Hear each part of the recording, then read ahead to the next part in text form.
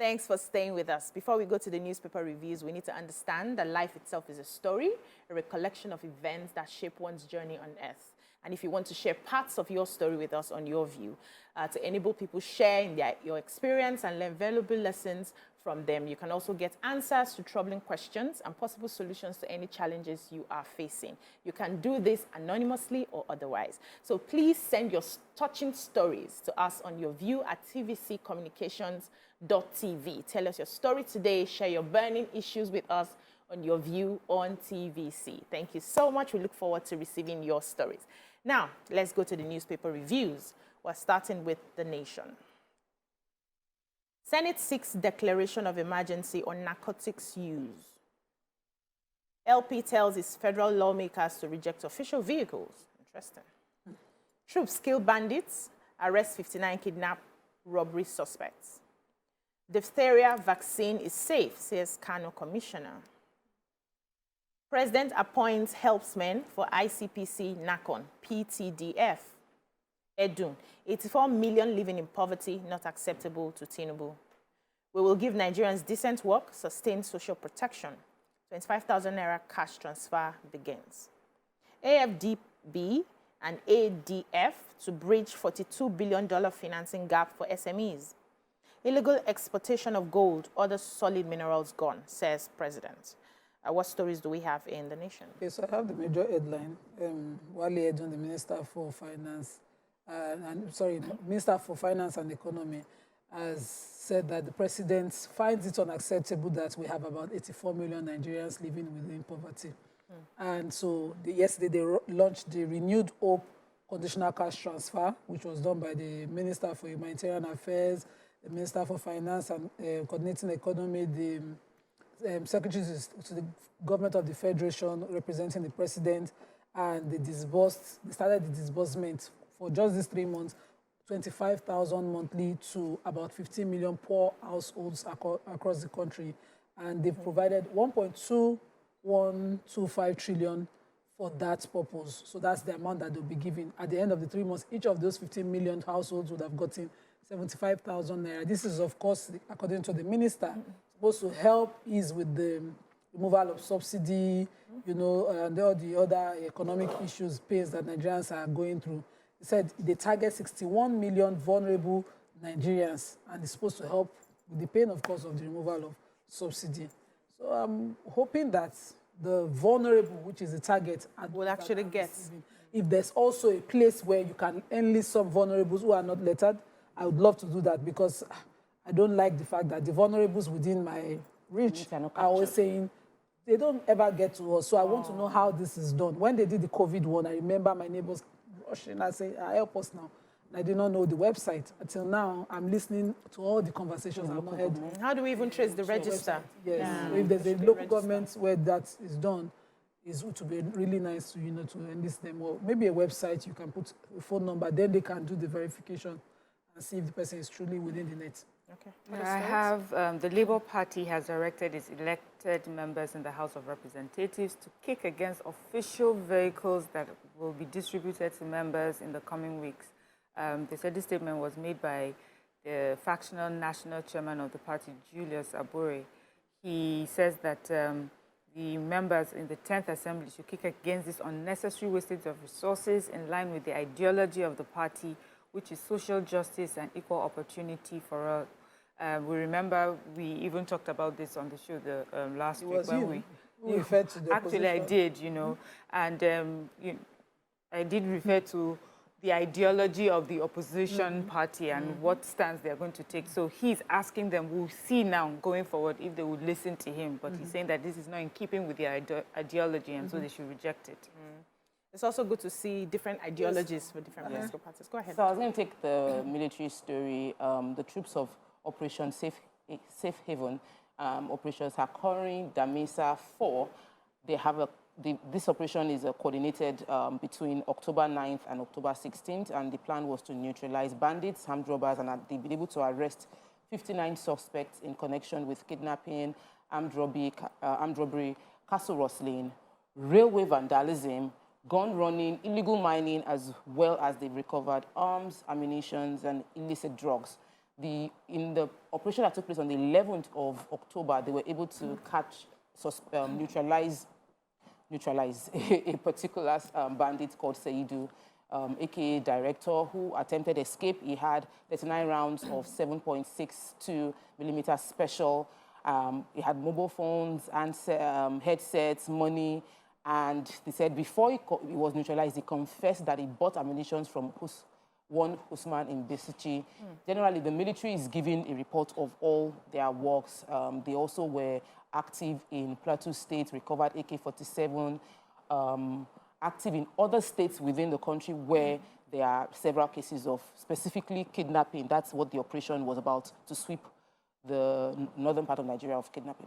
Okay, so the President Bola Ahmed Tinubu yesterday said that the era of exporting raw gold, lithium, and other minerals is gone.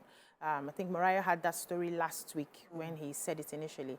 And he said many local companies are already adjusting their business plans to the new normal, and they are urging others who have not joined the band to join them. And they said the creation of the policy of value addition to mineral resources before exportation by this administration was to halt the huge losses of recorded through the export of unprocessed mineral commodities. So for over centuries, I would say, we've been exporting just the raw crude materials, and we don't reform them, we don't refine them, we don't manufacture them. We export our cocoa, and then it just goes there. They bring the chocolates back to us, and we buy and pay huge amounts of money. Now they are saying they are going to be refining here. We're not just going to sell the raw materials, we're going to refine it here and then export so that we have more value coming to us. But I would like to have the details. Yes, we made before.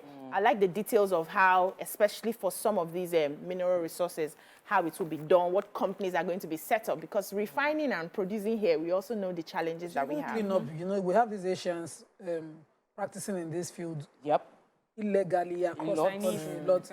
They are abusing. They are clamping them down Chinese already. companies. Yes, even across African countries, just come in and they just do these deals unchecked. They buy the land. Yes, they'll buy By land. the villagers too. Yes. Under this foreign exchange, foreign direct investment thing, they come and buy land and they start to explore our minerals. That should stop. Stopped. Yeah. So let's move on now to the Punch. Tinubu ministers face first assessment in January. Protesters storm National Assembly, oppose EFCC chairman's confirmation.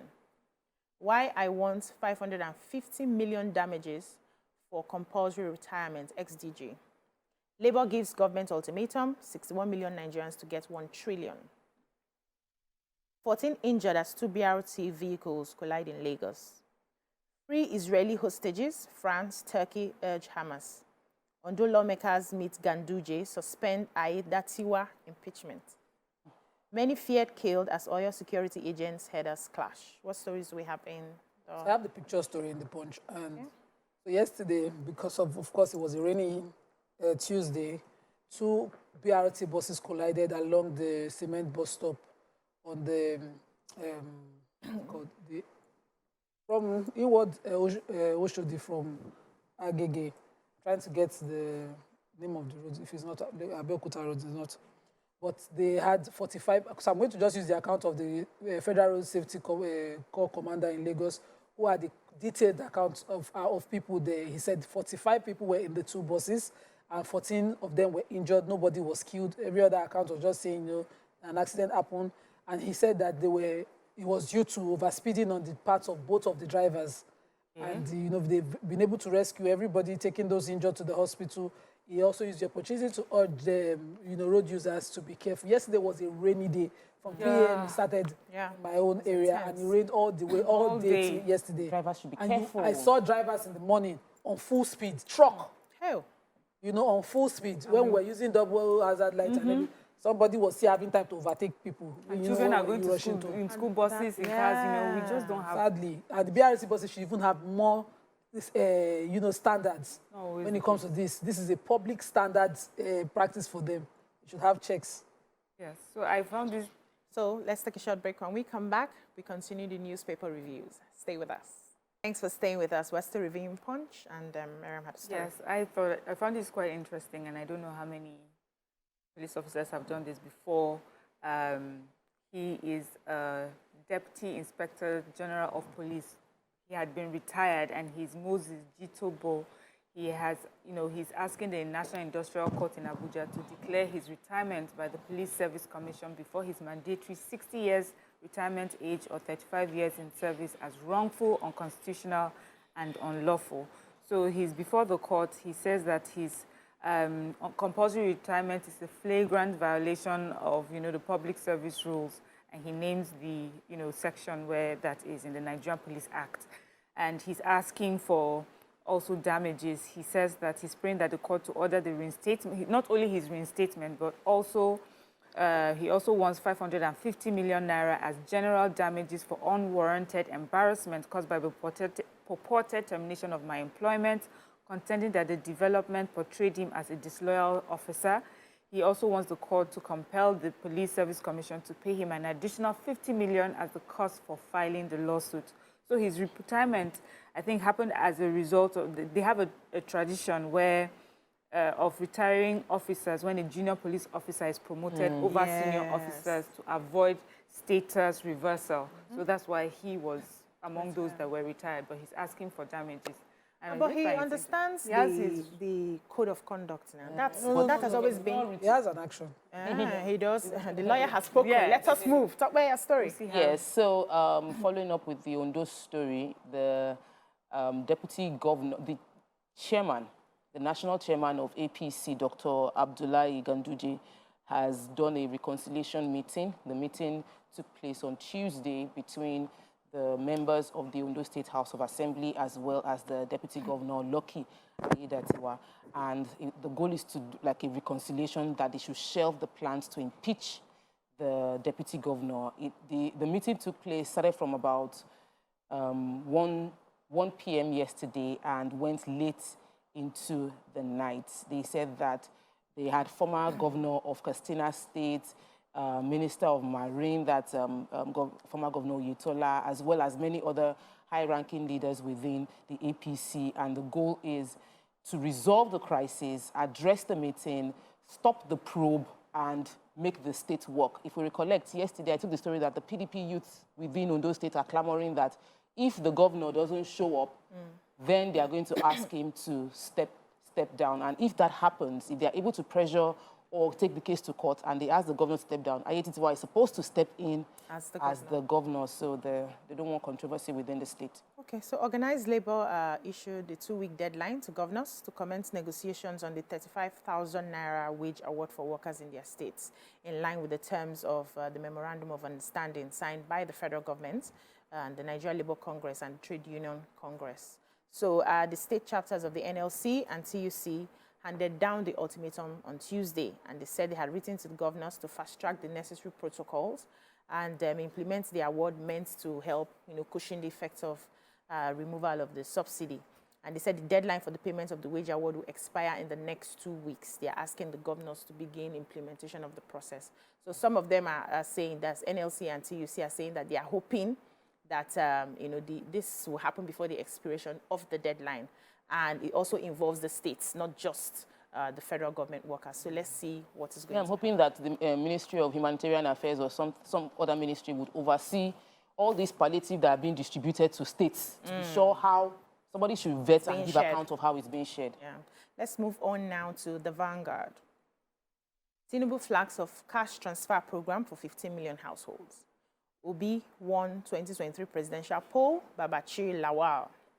Ondo, Oshun, Akwa Ibom, Abia commit to clear arrears. Fresh trouble in Senate as Akpabio and Ndume clash. South Africa may overtake Nigeria as Africa's biggest economy. Police uncover arms factory in Lagos. Tinubu nominates Musa Aliyu as ICPC chairman. Ministers will sign performance bond with Tinubu. What stories do we have in the Vanguard? I have the fact the gun factory. So the Lagos State Police Command were able to arrest 2 gun manufacturers in the Idata village, Idata community in the Betuleki area. And this was through investigation of cultist activity. So they were able to find 2 men, they were named, I'm trying to get their names, when they arrested some members of a gang of cultists who were also shooting and fighting, of course, in that area. They said the 2 of them, Musli Ubenga, the 21-year-old, and the Owolabi Aziz, a 22-year-old, and the two of them were the ones illegally manufacturing guns that they were using to carry out cultism. They arrested 30 other people suspected for cultist activities, stealing, illegal possession of firearms in that area as well. And the spokesperson for the command said, based on actionable intelligence, on a blacksmith who fabricated firearms for onward sale to criminals around the Idata village, the operatives busted the factory. I'm hoping it's not one shop where they're making but 3 single-barrel locally made pistol, 1 double-barrel locally made gun, 1 single-barrel locally made gun, 2 single-barrel locally made long gun, and 10 expended cartridges, 12 long pipes, 2 drilling machines, 1 gas cylinder, 1 vehicle, and other fabricated tools were among the items that they recovered. And other suspects, the one that pained me is the details and the ages of these young boys that were involved in the cultist activities. God forbid that. What stories we have again? I have the CBN has said that it will commence penalizing deposit money banks whose equipment distorts images and data being transmitted during check truncation process that starting November 1st, 2023. The ban says that it has come to that CBN says it has come to their notice that the MICR, which is known as the magnetic ink character recognition on checks, there've been a lot of rejections because of the equipment isn't really functioning. So they're saying that the rejects have been on the increase, and they need to reduce the number of these rejects. And so they're saying that all these banks need to contact their personalizers, reiterate the need to revalidate the MICR code line details for correctness in accordance with the NCS and NICPA's version 2.0. They said that they need to thoroughly examine their in-house check processing equipment to ensure that they are properly calibrated and supervised to eliminate distortion of image and data being transmitted during the check truncation process. And then starting 1st of November, they'll be penalized according to, their sanctions grid. So banks are listening, and these are things that they should work on. Yes, I want to take a quick story. Short story.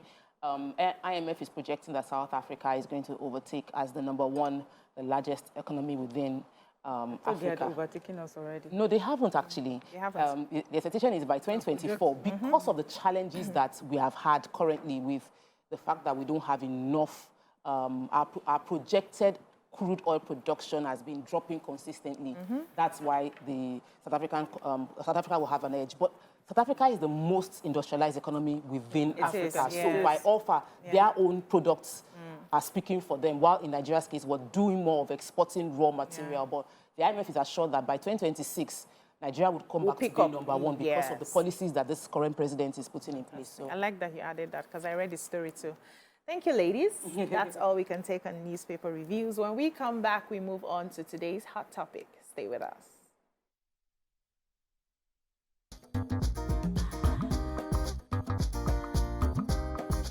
Stay tuned. Your View will be right back.